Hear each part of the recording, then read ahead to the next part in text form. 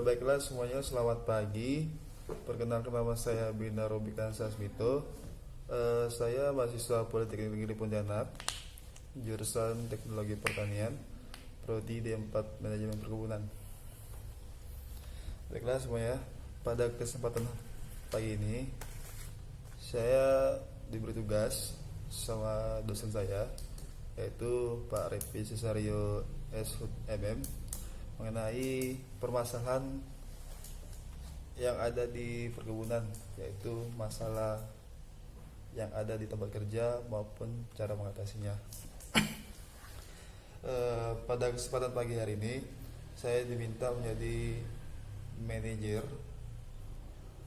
untuk mengatasi permasalahan yang ada di kebun maupun di pabrik, yaitu baik di dunia lapangan ataupun di pabrik. Ya,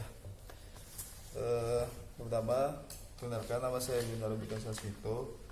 Saya seorang manajer di perusahaan swasta, yaitu PT Sinar Agro Teknologi. Awalnya saya menjadi asisten kebun. Setelah 5 tahun menjabat jadi asisten kebun, saya diangkat menjadi manajer di perusahaan tersebut.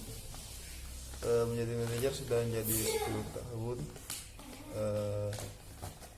Awalnya ya begitu. Awalnya belum mengetahui seluk-beluk dari tentang manajer, tapi seiring berjalannya waktu semua itu akan tahu. Dari keluhan tersebut, dari keluhan yang saya dapatkan dari buruh pabrik ataupun buruh yang ada di lapangan,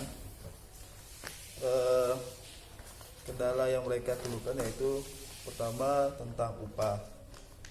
Perlu kita ketahui, pada tahun ini, khususnya tahun 2020, kami selaku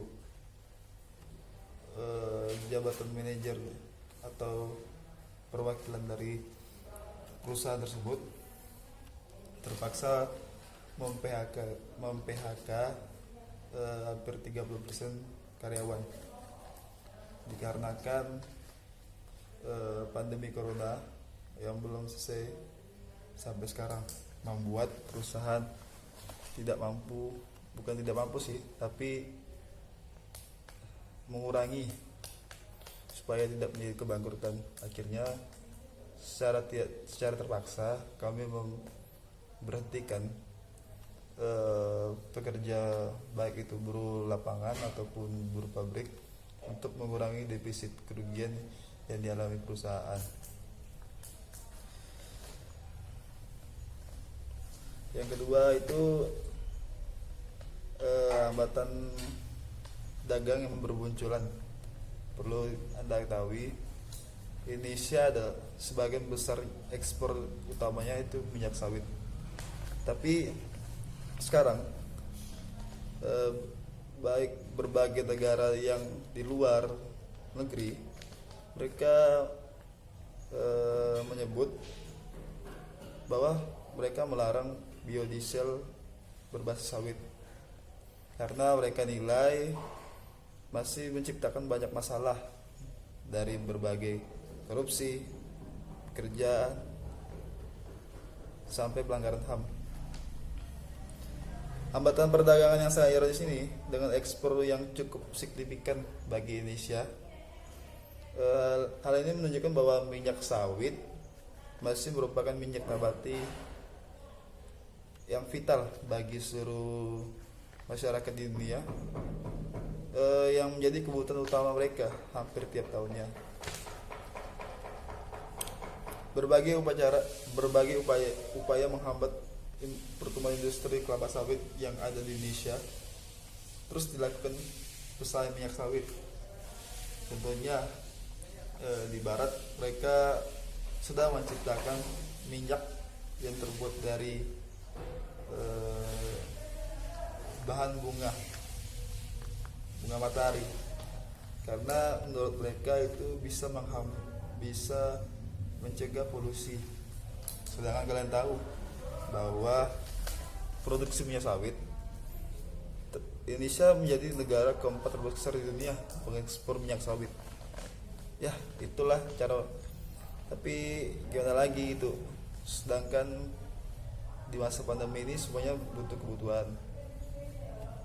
Ya itu, jadi kami sebagai atasan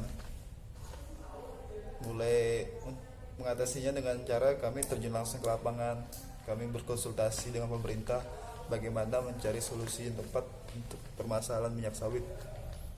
Karena bukan tidak mungkin ekspor Indonesia tetap minyak sawit di berbagai negara, khususnya di negara Eropa, akan berkurang.